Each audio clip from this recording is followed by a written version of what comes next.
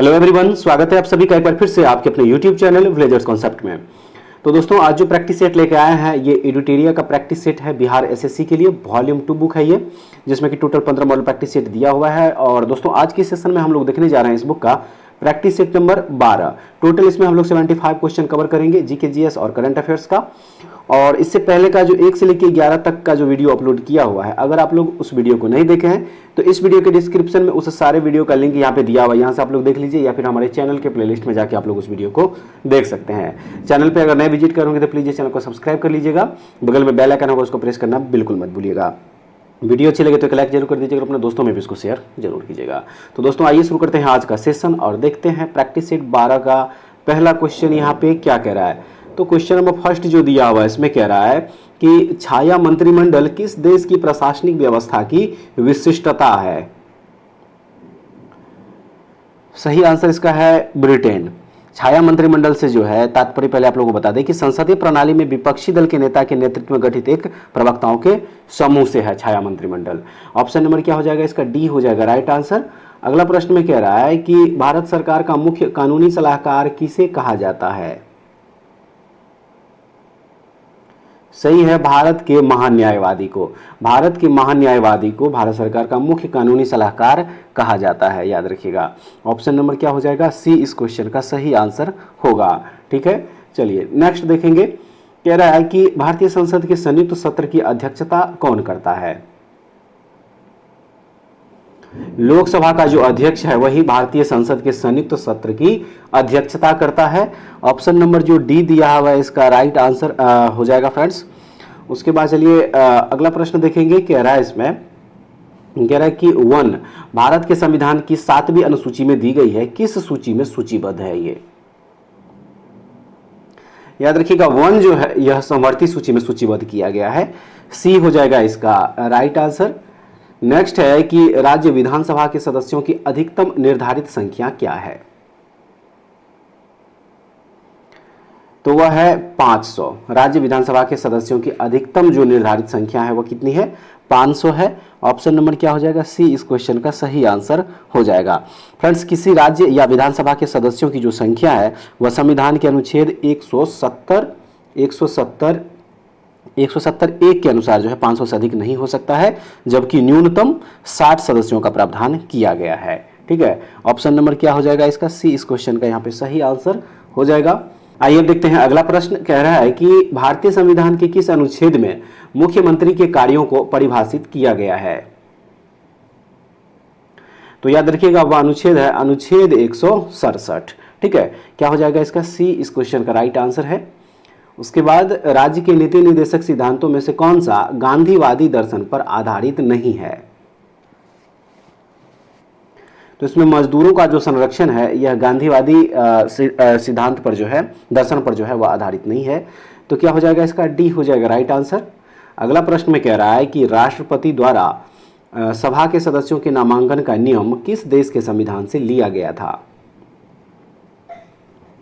तो यह आयरलैंड के संविधान से लिया गया था, याद रखिएगा। बी हो जाएगा इसका सही आंसर फ्रेंड्स। चलिए नेक्स्ट क्वेश्चन देख लीजिए। प्रश्न नंबर यहाँ पे 9 कह रहा है इसमें कि निम्नलिखित में से कौन सा शुद्ध राष्ट्रीय उत्पाद के लिए सही है। तो वह हो जाएगा NNP बराबर GNP माइनस मूल्यह्रास। ठीक है, शुद्ध राष्ट्रीय उत्पाद के लिए क्या सही है? NNP बराबर GNP माइनस मूल्यह्रास। बी हो जाएगा इसका राइट आंसर। चलिए नेक्स्ट क्वेश्चन देखते हैं। कह रहा है इसमें कि मुद्रा सभी परिसंपत्तियों में सबसे तरल है। तो वह है क्योंकि यह सार्वभौमिक रूप से स्वीकार्य है। ठीक है, क्योंकि यह सार्वभौमिक रूप से स्वीकार्य है, इसलिए मुद्रा सभी परिसंपत्तियों में क्या है? सबसे तरल है। ए हो जाएगा इसका राइट आंसर। अगला प्रश्न जो दिया हुआ है इसमें कह रहा है कि पूंजीवादी अर्थव्यवस्था को निम्नलिखित में से किस अन्य नाम से भी जाना जाता है। सही है, बाजार अर्थव्यवस्था के नाम से भी पूंजीवादी अर्थव्यवस्था को जाना जाता है। बी हो जाएगा इसका right answer friends. Next question दिया हुआ है कि निम्नलिखित में कौन सा सही सुमेलित है। तो इनमें से सभी हो जाएगा, यानी कि आमाशय जो है अम्ल का स्त्रावन, बड़ी आंत जो है जल अवशोषण करता है और यकृत जो है सबसे बड़ी ग्रंथि है। बिल्कुल राइट है। तो इनमें से सभी क्या हो जाएगा? इसका सही आंसर होगा। चलिए नेक्स्ट क्वेश्चन में कह रहा है कि निम्नलिखित में से कौन से एक यौगिक के तुल्यांकी भार और आणविक भार समान होता है। तो वो हो जाएगा यहां पे देखिए सोडियम क्लोराइड हो जाएगा। ठीक है, सोडियम क्लोराइड इसका राइट आंसर होगा ऑप्शन नंबर ए। अगला प्रश्न जो दिया हुआ है इसमें कह रहा है कि श्वेत फास्फोरस अंधेरे में किस कारण से दीप्त होता है। का रीजन है मंद ऑक्सीकरण के कारण। ठीक है, याद रखिएगा ऑप्शन नंबर क्या हो जाएगा, बी हो जाएगा सही।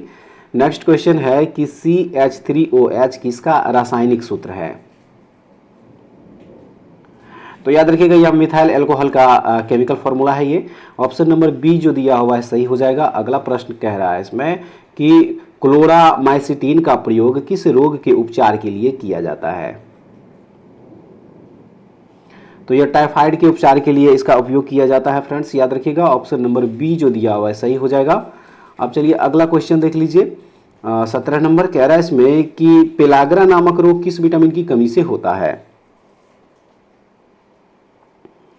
तो विटामिन B3 की कमी की वजह से जो है पेलाग्रा रोग होता है, याद रखिएगा सी इस क्वेश्चन का सही आंसर होगा। नेक्स्ट क्वेश्चन में कह रहा है कि वायु की क्षैतिज गति से होने वाले उष्मा के अंतरण को कहते हैं, यानी कि क्या कहा जाता है। तो इसे अभिवहन कहा जाता है। ठीक है, याद रखिएगा ऑप्शन नंबर ए हो जाएगा इसका सही आंसर। नेक्स्ट कह रहा है कि ऑक्सीकरण तथा अपकरण दोनों जैसा आचरण करने वाला पदार्थ निम्न में से कौन नहीं है। तो वह है नाइट्रिक अम्ल, याद रखिएगा क्या हो जाएगा इसका आंसर, डी हो जाएगा। अब अगला प्रश्न में कह रहा है कि मानव में कुल रक्त आयतन में प्लाज्मा का प्रतिशत लगभग कितना प्रतिशत होता है। सही आंसर है 55%। ठीक है, मानव के कुल आयतन में प्लाज्मा का भाग जो है लगभग कितना होता है, 55% होता है, और बाकी जो 45% है उसमें रुधिर कणिकाएं होती है। तो ऑप्शन नंबर क्या हो जाएगा इसका, सी इस क्वेश्चन का सही आंसर होगा। नेक्स्ट कह रहा है कि काला जार ज्वर का संचरण होता है किससे। तो यह होता है सिक्टा मच्छी के काटने से, मक्खी के काटने से, सिक्टा मक्खी के काटने से। ऑप्शन नंबर क्या हो जाएगा, सी हो जाएगा इसका सही आंसर। नेक्स्ट है कि स्थिर ताप पर गैस की नियत मात्रा का आयतन उसके दाब के व्युत्क्रमानुपाती होता है, यह नियम क्या कहलाता है। याद रखिएगा यह बॉयल का नियम कहलाता है। ऑप्शन नंबर ए जो है इसका सही हो जाएगा। अगला प्रश्न में कह रहा है कि धुआं किस प्रकार के विलयन का उदाहरण है। तो धुआं जो है फ्रेंड्स यह गैस में ठोस का उदाहरण है। इस क्वेश्चन का क्या हो जाएगा, बी जो है इसका यहाँ पे राइट आंसर हो जाएगा। ठीक है, अब चलिए नेक्स्ट क्वेश्चन देखते हैं। कह रहा है कि प्रकाश तरंगे होते हैं, प्रकाश तरंगे होते हैं, सही हो जाएगा इसका विद्युत चुंबकीय तरंगे। प्रकाश तरंगे जो है कौन सा तरंग है, तो यह विद्युत चुंबकीय तरंग है। ऑप्शन नंबर जो सी दिया हुआ है सही आंसर हो जाएगा। अब चलिए अगला प्रश्न देख लीजिए। कह रहा है कि निम्नलिखित में से कौन बायोगैस का एक प्रमुख घटक है। निम्नलिखित में से कौन सा बायोगैस का एक प्रमुख घटक है। तो सही आंसर है इसका मीथेन। मीथेन जो है यह बायोगैस का एक प्रमुख घटक है। ऑप्शन नंबर जो डी दिया हुआ है सही हो जाएगा फ्रेंड्स। नेक्स्ट क्वेश्चन है क्वांटम सिद्धांत का प्रतिपादन किस वैज्ञानिक ने किया था। क्वांटम सिद्धांत का प्रतिपादन किस वैज्ञानिक ने किया था। तो यह किया था मैक्स प्लांक ने, याद रखिएगा ऑप्शन नंबर ए हो जाएगा सही। अगला प्रश्न कह रहा है कि कोका कोला जैसे पेय पदार्थों में किस अम्ल की उपस्थिति के कारण खट्टा स्वाद का अनुभव होता है। वह कौन सा अम्ल है। तो याद रखिएगा वह अम्ल है फास्फोरिक अम्ल। ठीक है, फास्फोरिक अम्ल के कारण ही जो पेय पदार्थ होता है उसमें, कोका कोला जैसे जो पेय पदार्थ उसमें खट्टा स्वाद अनुभव होता है। ऑप्शन नंबर ए इस क्वेश्चन का सही आंसर है। देखेंगे अगला प्रश्न, प्रश्न नंबर 28 कह रहा है इसमें कि निम्नलिखित में से कौन सा एक जल में घुलनशील विटामिन है। निम्नलिखित में से कौन सा एक जल में घुलनशील विटामिन है। तो वह विटामिन हो जाएगा विटामिन सी। ठीक है, विटामिन सी जो यहाँ पे दिया हुआ देखिए सही हो जाएगा। ऑप्शन नंबर बी इसका राइट आंसर होगा। नेक्स्ट क्वेश्चन देख लीजिए फ्रेंड्स। कह रहा है कि विषाणु में निम्नलिखित में से कौन सी एक विशेषता नहीं होती है। तो कोशिका भित्ति की गैर मौजूदगी जो है यह एक विशेषता नहीं है। ऑप्शन नंबर डी इसका राइट आंसर होगा। चलिए अगला प्रश्न देखते हैं फ्रेंड्स। कह रहा है इसमें कि ट्रेकोमा एक प्रकार का नेत्र रोग है जो किसके द्वारा होता है। ट्रेकोमा एक प्रकार का नेत्र रोग है जो किसके द्वारा होता है। तो याद रखिएगा यह जीवाणु यानी कि बैक्टीरिया के द्वारा होता है। ऑप्शन नंबर बी जो है सही आंसर होगा। नेक्स्ट क्वेश्चन यहाँ कह रहा है कि किस उत्तोलक के लिए यांत्रिक लाभ 1 से हमेशा कम होगा। तो सही है इसका राइट आंसर, जिसमें आयास आलंब एवं भार के बीच हो। क्या हो जाएगा इसका? सी इसका राइट आंसर होगा। नेक्स्ट क्वेश्चन में कह रहा है कि किसी द्रव का तापमान में वृद्धि होने से द्रव के पृष्ठ तनाव पर क्या प्रभाव पड़ता है? तो उसका पृष्ठ तनाव जो है घटता है। क्या हो जाएगा इसका? ऑप्शन नंबर ए हो जाएगा। अगला प्रश्न देख लीजिए फ्रेंड्स, कह रहा है कि लोकलांसी सेल में प्रयुक्त विद्युत अपघटय है, तो वह है ammonium chloride. Option number B हो जाएगा सही आंसर। नेक्स्ट क्वेश्चन है कि कौन सा कथन नाभिकीय विखंडन से संबंधित नहीं है? सही है इसका ऑप्शन नंबर बी, तारों में ऊर्जा उत्पन्न करना। याद रखिएगा ऑप्शन नंबर बी जो है सही हो जाएगा। आइए अब देखते हैं अगला प्रश्न। इसमें है कि सूची 1 को सूची 2 से सुमेलित कीजिए। तो इसका जब मिलान करेंगे तो ऑप्शन नंबर जो बी दिया हुआ फ्रेंड्स, इसका सही आंसर हो जाएगा। ठीक है, ऑप्शन नंबर बी, ए का 2 हो जाएगा। चांदी का क्या हो जाएगा? Horn silver. उसके बाद बी का 1। पारा का क्या होगा? सिनेबार। उसके बाद सी का 4 हो जाएगा, तांबा का क्यूपराइट। और लेड का क्या हो जाएगा? गैलेना। ऑप्शन नंबर बी इस क्वेश्चन का सही आंसर है। चलिए अगला प्रश्न देखते हैं। प्रश्न नंबर होगा 36। कह रहा है इसमें कि समुद्री वातावरण में मुख्य प्राथमिक उत्पादक होते हैं। समुद्री वातावरण में मुख्य प्राथमिक उत्पादक होते हैं, तो सही है इसका right answer option number D, phytoplanktons हो जाएगा। ठीक है, ऑप्शन नंबर डी जो है सही होगा। नेक्स्ट क्वेश्चन कह रहा है कि मॉन्ट्रियल प्रोटोकॉल निम्न में से किससे संबंधित है? मॉन्ट्रियल प्रोटोकॉल निम्न में से किससे संबंधित है? तो याद रखिएगा ओजोन परत के क्षय को रोकना जो है यह मॉन्ट्रियल प्रोटोकॉल से संबंधित। ऑप्शन नंबर ए इस क्वेश्चन का राइट आंसर है। नेक्स्ट कह रहा है कि इंकाथा किस देश की प्रमुख जनजाति है? तो यह दक्षिण अफ्रीका की एक जनजाति है। ऑप्शन नंबर ए हो जाएगा इसका सही आंसर। नेक्स्ट क्वेश्चन में कह रहा है कि सागरमाला परियोजना से भारत का निम्न में से कौन सा इंफ्रास्ट्रक्चर क्षेत्र संबंधित है? तो वह है बंदरगाह क्षेत्र। याद रखिएगा क्या हो जाएगा इसका? डी हो जाएगा राइट आंसर। नेक्स्ट दिया हुआ है कि सतलज तथा काली नदियों के बीच स्थित हिमालय के भाग को किस नाम से जाना जाता है? तो इसे कुमाऊं हिमालय के नाम से जाना जाता है। याद रखिएगा ऑप्शन नंबर जो सी दिया हुआ है सही हो जाएगा। नेक्स्ट क्वेश्चन, निम्नलिखित में कौन असत्य है? निम्नलिखित में कौन असत्य है? तो इसमें हेलिना जो दिया हुआ है स्कॉर्पियन श्रेणी की एक पनडुब्बी, यह जो है असत्य हो जाएगा, क्योंकि हेलिना जो यहाँ पे दिया हुआ है यह भारत में विकसित टैंक रोधी मिसाइल है। ठीक है, तो याद रखिएगा ऑप्शन नंबर ए हो जाएगा इसका सही आंसर।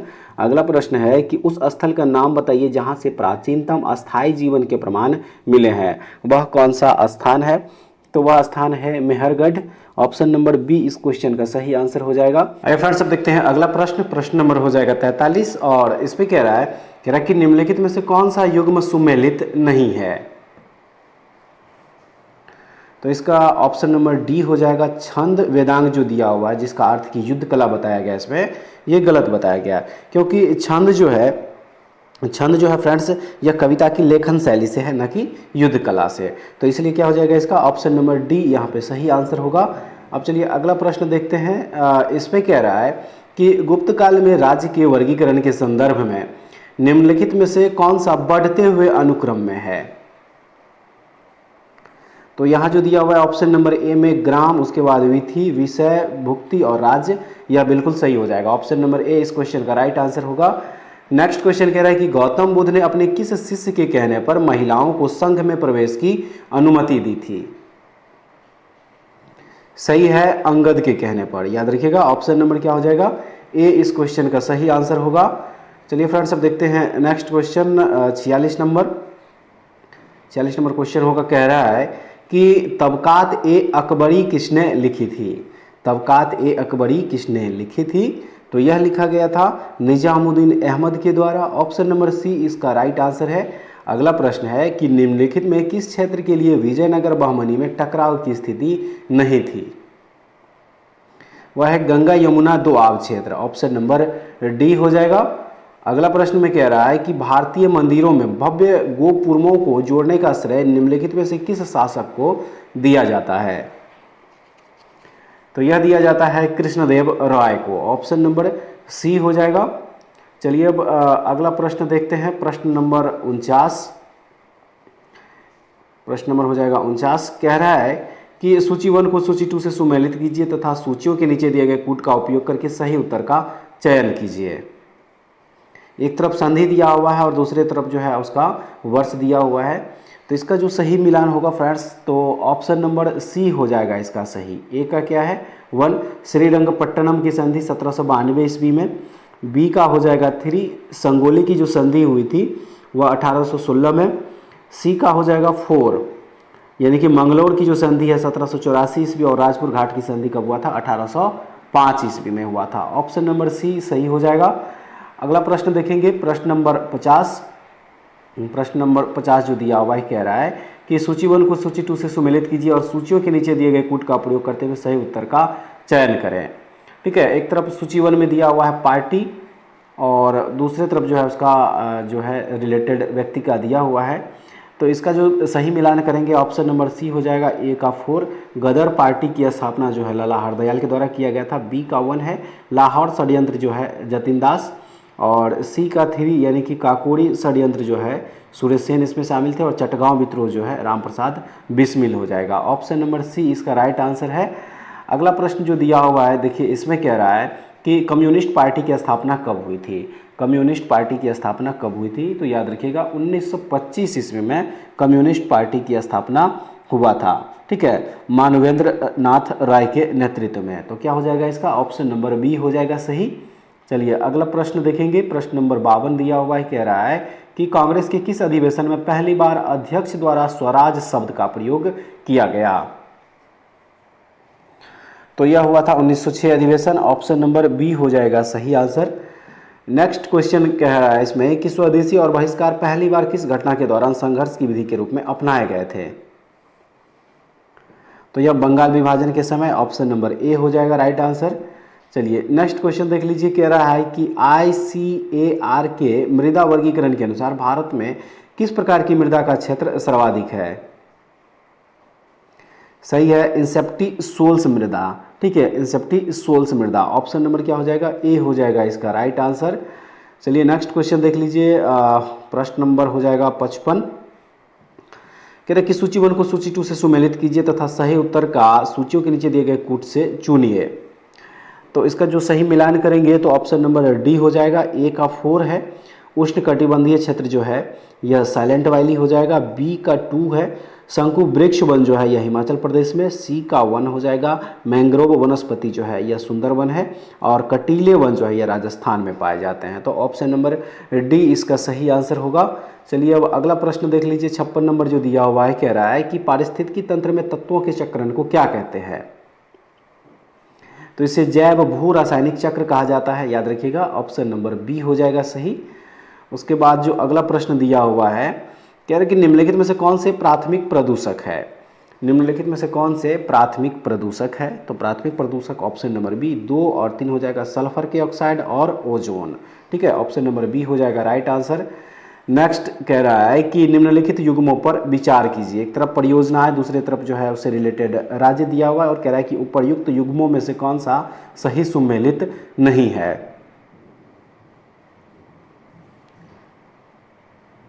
तो इसका देखिए ऑप्शन जो है दिया हुआ है, 4 ऑप्शन दिया हुआ है। तो सही आंसर इसका ऑप्शन नंबर बी यानी कि 2 और 3 जो है हो जाएगा। ठीक है, 2 और 3 यहाँ देखिए, थोबल जो अरुणाचल प्रदेश और 3 रेंगाली जो नागालैंड दिया हुआ है यह सही सुमेलित नहीं होगा, क्योंकि थोबल बहुउद्देशीय परियोजना जो है यह थोमल नदी पर मणिपुर में है। ठीक है, यह अरुणाचल प्रदेश नहीं बल्कि यह क्या हो जाएगा यहाँ पे मणिपुर हो जाएगा। और रेंगाली जो दिया हुआ है सिंचाई परियोजना यह ब्राह्मणी नदी पर ओडिशा में, नागालैंड नहीं बल्कि यह ओडिशा हो जाएगा। ठीक है, ये ओडिशा हो जाएगा। तो इसलिए ऑप्शन नंबर यहाँ जो बी दिया हुआ है, ऑप्शन नंबर बी जो दिया हुआ है केवल 2 और 3 ये सही हो जाएगा। ठीक है, चलिए अब अगला प्रश्न देखते हैं। प्रश्न नंबर 59 में, मरुस्थलीय भूमि पर पाई जाने वाली निम्नलिखित भू आकृतियों में से कौन सी एक अन्य 3 से भिन्न है। तो वह है बालू का स्तूप। ऑप्शन नंबर डी हो जाएगा। अगला प्रश्न है कि निम्नलिखित में से कौन सी एक कृत्रिम झील है। निम्नलिखित में से कौन सी एक कृत्रिम झील है। तो इसमें कोडाईकनाल तमिलनाडु में जो स्थित है यह एक कृत्रिम झील है। ऑप्शन नंबर ए हो जाएगा। नेक्स्ट क्वेश्चन है, मलेशिया में किंटा घाटी प्रसिद्ध है किसके लिए। मलेशिया में किंटा घाटी किसके लिए प्रसिद्ध है। तो याद रखिएगा यह टीन उत्पादन के लिए प्रसिद्ध है। ऑप्शन नंबर सी हो जाएगा सही आंसर। नेक्स्ट है कि निम्नलिखित में से कौन एक विश्व का विशालतम पारिस्थितिकी तंत्र है। तो समुद्र जो है यह विश्व का विशालतम पारिस्थितिक तंत्र, ऑप्शन नंबर ए हो जाएगा सही आंसर। नेक्स्ट क्वेश्चन, निम्न में से कौन सी एक ठंडी जलधारा है। तो क्यूराइल की जो जलधारा यहाँ पे दिया हुआ फ्रेंड्स, देखिए यह एक ठंडी जलधारा है, ऑप्शन नंबर सी जो है सही हो जाएगा। और यह प्रशांत महासागर की जलधारा है, ये भी याद रखिएगा। उसके बाद चलिए अगला प्रश्न देखते हैं, प्रश्न नंबर 64। इसमें कह रहा है कि सूची 1 को सूची 2 से सुमेलित कीजिए। सूची 1 को सूची 2 से सुमेलित कीजिए, तो इसका जो सही मिलान होगा ऑप्शन नंबर सी होगा। ए का 4 है, जोम्बेजी नदी पर जो है करीबा बांध है। उसके बाद बी का 1 होगा, कांगो नदी पर जो है इनका बांध हो जाएगा। उसके बाद सी का 2 यानी कि ब्लू नील नदी जो है यह सेनार बांध इस पे है। और उसके बाद नाइजर नदी पर कैंजी बांध। तो ऑप्शन नंबर क्या हो जाएगा, सी इसका राइट आंसर होगा। अब चलिए अगला प्रश्न देखते हैं, प्रश्न नंबर 65। देखिए फ्रेंड्स, कह रहा है इसमें कि मिजोरम की सीमा भारत के अन्य कितने राज्यों से मिलती है। सही आंसर है इसका ऑप्शन नंबर ए 3। मिजोरम की जो सीमा है भारत के अन्य 3 राज्य त्रिपुरा, असम और मणिपुर से मिलता है। तो क्या हो जाएगा इसका ऑप्शन नंबर ए हो जाएगा राइट आंसर। नेक्स्ट क्वेश्चन में कह रहा है कि भारत और किस देश ने सामाजिक सुरक्षा समझौते पर हस्ताक्षर किए हैं। तो सही हो जाएगा इसका, भारत और अर्जेंटीना के बीच में जो है सामाजिक सुरक्षा पर समझौता हस्ताक्षर किया गया है। ऑप्शन नंबर सी इसका राइट आंसर होगा। अगला प्रश्न देख लीजिए, प्रश्न नंबर 67। इसमें कह रहा है कि वर्ष 2023 का मेजर ध्यानचंद खेल रत्न पुरस्कार किसे प्रदान किया गया है। तो यह प्रदान किया गया बी और सी दोनों हो जाएगा, यानी कि सात्विक साईराज और चिराग शेट्टी दोनों को। ऑप्शन नंबर डी हो जाएगा राइट आंसर। चलिए फ्रेंड्स देखते हैं नेक्स्ट क्वेश्चन में क्या कह रहा है। 68 नंबर दिया हुआ है कि निम्नलिखित पुस्तक एवं उनके लेखक के संबंध में कौन सुमेलित है। इसमें कौन सुमेलित है, तो उपयुक्त सब इनमें से सभी हो जाएगा। How prime minister decided Neerja Chaudhary के द्वारा लिखा गया है। Kargil in the words of a traveller Rishi Raj के द्वारा। और monsoon a poem of love जो है अभय के एंड लॉगिंग, ठीक है, लव ऑफ लॉगिंग जो है यह अभय के द्वारा जो लिखा गया है। तो ऑप्शन नंबर क्या हो जाएगा, डी इसका राइट आंसर होगा। चलिए नेक्स्ट क्वेश्चन देखते हैं। 69 नंबर में है कि वर्ष 2023 का साहित्य क्षेत्र में नोबेल पुरस्कार किसे प्रदान किया गया है। तो यह प्रदान किया गया है जॉन ओलाव फॉस को। ऑप्शन नंबर बी हो जाएगा सही आंसर। अगला प्रश्न है कि आईसीसी वर्ल्ड कप 2023 का खिताब किस देश की टीम ने जीता है। तो याद रखिएगा यह ऑस्ट्रेलिया के द्वारा जीता गया। ऑप्शन नंबर बी हो जाएगा इसका सही आंसर। नेक्स्ट क्वेश्चन दिया हुआ इसमें कह रहा है कि टाइम्स हायर एजुकेशन THE द्वारा घोषित वर्ल्ड यूनिवर्सिटीज रैंकिंग 2024 में भारत का कौन सा संस्थान शीर्ष पर है। तो याद रखिएगा इसमें भारतीय विज्ञान संस्थान IIS बेंगलोर को जो शीर्ष स्थान मिला। ऑप्शन नंबर ए हो जाएगा इसका राइट आंसर। अगला प्रश्न है कि अरब सागर में आए तूफान को किस देश ने बिपरजॉय चक्रवात का नाम रखा। तो वह देश है बांग्लादेश। ऑप्शन नंबर डी है। अगला प्रश्न, भारत सरकार ने किस वर्ष तक कुष्ठ रोग से मुक्त करने का लक्ष्य रखा है। तो यह लक्ष्य रखा गया है 2027 ईस्वी तक। ऑप्शन नंबर बी हो जाएगा सही। देखते हैं अगला प्रश्न कह रहा है इसमें कि जनवरी 2023 में किस एयरलाइन का विज्ञान या फ्लाइट होगा नेपाल में दुर्घटनाग्रस्त हो गया। तो सही आंसर इसका हो जाएगा यति एयरलाइन का, ठीक है। क्या हो जाएगा इसका, यति एयरलाइन हो जाएगा। Option number D. आइए अब इसका लास्ट क्वेश्चन देखते हैं। हाल ही में अधनासिनी मुहाना संरक्षण रिजर्व को रामसर साइट में शामिल किया गया है। यह किस राज्य में अवस्थित है। तो सही आंसर है फ्रेंड्स, यह कर्नाटक राज्य में अवस्थित है। ऑप्शन नंबर ए इसका राइट आंसर होगा। तो फ्रेंड्स ये था टोटल 75 जीके जीएस और करंट अफेयर्स का क्वेश्चन। उम्मीद करते हैं कि आज का सेट भी आप लोगों के लिए काफ़ी महत्वपूर्ण होगा। और एक बार कमेंट्स करके जरूर बताइएगा कि आज के क्वेश्चन का लेवल आप लोगों को कैसा लगा और इसमें टोटल आप लोग कितना क्वेश्चन सही कर पाए। फ्रेंड्स ऐसे वीडियो पाने के लिए हमारे चैनल से जुड़े रहिए। नेक्स्ट वीडियो में दोबारा फिर से मिलते हैं, तब तक के लिए जय हिंद।